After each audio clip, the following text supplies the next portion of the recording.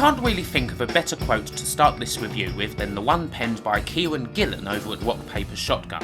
The idea that someone will approach Terry Kavanagh, the brains behind the game in question, in a bar, and after establishing his identity, punch him in the face for VVVVVV. That quote's 2 years old now, so I have no doubt that by this point Mr. Kavanagh and his black and blue face think that Mr. Gillen's got a lot to answer for that quote, but it's an appropriate one to set the point. I mean, if you didn't know already, VVVVVV, V, the letter V 6 times, or whatever you want to call it, is a hard game. One in a lengthy line of hard platformers that have graced the indie scene for a good few years now. But unlike a fair amount of them, one that manages to get the mix between masses of challenge and appealing aesthetics utterly spot on. Why is that? Why listen, why not for so many others? Well, let's do a little bit of a recent history lesson, shall we? This genre, like the ungoogleable N by Metanet and Matt Forson's Jumper, can also be praised for their art as well as their challenge.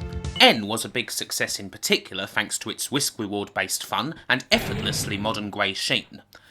But one game that really kicked the ball rolling on the genre would probably have to be 2007's I Wanna Be the Guy. I Wanna Be the Guy was partly a tribute to old games, specifically grotesquely unfair WOM hacks along the lines of Kaizo Mario World, while also partly being a troll fest.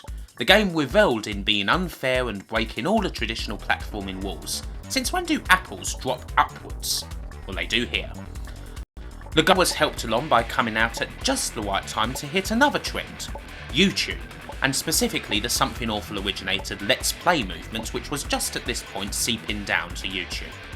Being free and a big challenge, this unstable Blitz basic game was an ideal choice for budding Let's Players, meaning virtually anybody with an unregistered hypercam and a desire for YouTube megabucks sat down to play it, almost as if it were a rite of passage. There are literally hundreds of LPs out there on YouTube for this one game alone, which, well, isn't exactly a good thing. Please stop Let's Playing I Want to Be the Guy. The trouble with I Wanna Be the Guy, for me, is, well, on a personal level, while I can admit its influence, I don't think it's a particularly good game, based mainly on its constant love of gotcha gameplay. There's no real design beyond, haha, thought you were done with that obstacle? Fooled ya, gotcha! And because it was such a big indie success, many other, frankly appalling games came out in its wake, all attempting to appeal to the same testosterone-packed community the game fostered.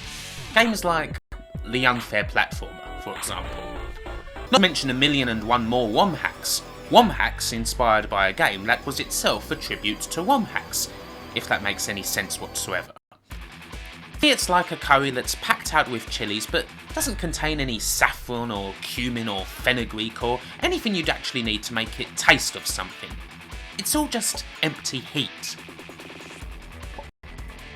However, the success of these games did prove one thing to game designers, that plenty of gamers out there will welcome incredibly, ridiculously tough games with open arms, and they don't have to be handheld through everything. When game designers realised this, they were able to continue the line set by the likes of N and Jumper. And that's when we see the arrival of games like Super Meat Boy, Tower of Heaven, Dustforce, and indeed VVVVV6. These games are as hard as anything, no doubt, but they don't sacrifice good design for difficulty. In fact, most of them are superbly designed and an absolute joy to experience, while still appealing to those guys, and let's face it, they're always guys, who'll eat anything so long as it's hot and it guarantees them 1,000 views. V6 may be a hard game, but crucially it's not an unfair game. Like more traditional games, it has a simple set of guidelines and follows them to the end. Where it differs from most games is that it follows these guidelines to their absolute logical conclusion, going far and beyond where a regular title would go. And that process leads them all the way through to the game's centre point, Veni Vidi Vici. And with that, we can start looking at the game properly. V6's main inspiration is based, like many of these games, on old 8-bit platformers. However, unlike most who seek inspiration from NES games, it has a much more European flavour. It's based on platformers from the C64 and the Spectrum, games like Monty on the One, Technician Ted, Jet Set Willy. You can identify this inspiration in the weird objects flying about all over the place, the flip screen based levels, and the kooky names given to all of the game's screens. However, the comparison doesn't really exist in the gameplay. The 80s platformers it was inspired by don't really play much at all like V6. They were a lot slower, and relied mostly on precision based platforming and excellent timing. What V6 successfully deals in is resonance. Even if you've played these old games and you know in your heart of hearts that they weren't really like V6, they speak to your memory of what they were like, reminding you of the good times you had playing these games.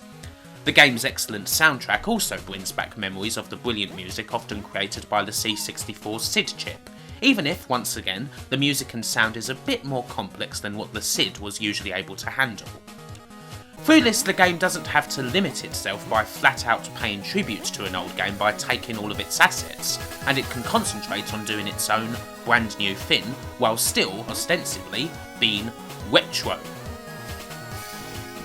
V6 plays fast and plays with a quite interesting mechanic.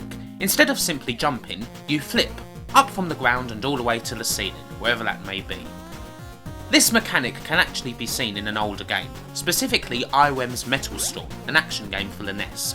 However, this game makes flipping the whole point instead of a gimmick. You can at times be flipping through multiple screens in a single bound, and it can be quite tough to get used to at first, but you'll ease into it pretty sharpish. With these hard games, it's important that you ease gradually into a serene zone, one where you gradually learn to cope with the constant death that comes with the territory. A lot of this depends on your mindset and frustrations as a gamer, but V6 makes it easy for you to do so long as you're not a raving, wall-punching psycho-mantis lunatic. Death is barely a setback at all. You flip, you hit the spikes, and then you try again. Nothing changes, and every death is your fault. Once again, this isn't an unfair game. It doesn't toy with the expectations it sets you in the beginning. VVVVVV, the game's big centrepiece, is the great example of this. It might seem grotesquely unfair, but look at it again. Okay, there's the tiny little square blocking access to the trinket that'll screw you if you complete the circuit and land to the left of it. But you should know this right from the off. You can see it there the second you reach the screen.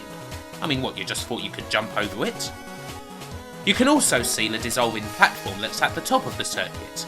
You should know that's only the halfway point, and that once you're at the top you should get moving again post-haste. Although naturally you can forget that in the heat of the moment. So if you fall foul of it, it's because, quite naturally, you hesitated. You didn't have a trick played on you. Even in this, undoubtedly the game's hardest moment, it's still following the rules to the letter. And when you actually complete it, oh my god, it's satisfying. It feels like you've actually properly accomplished something in the game, instead of just getting lucky. You know, a real fist pump moment.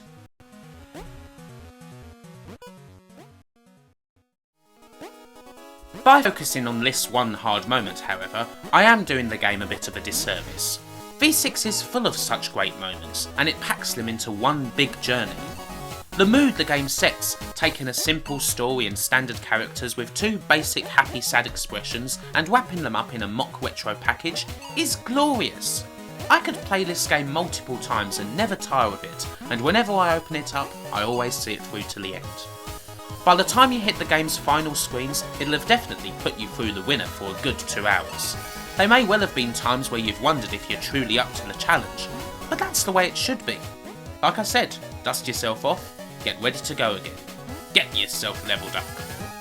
But so many other things stick out with V6 aside from the challenge. That's just one aspect of a really strong game. Of all the recent indie platformers out there, V6 is most probably my favourite, ran pretty close by Super Meat Boy, a game that I love for very similar reasons if I'm honest.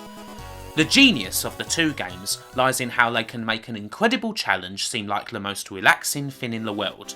They don't need to cater to people's balls, they just need to do what games should do best: escapism. V6 is a modern classic, and considering that it's available for a couple of quid down your local Steam digital corner shop, it's a game that you most certainly should play. Anything else to say? Not really. Oh, except whoever you are, and wherever you may be, have a good one, and take care.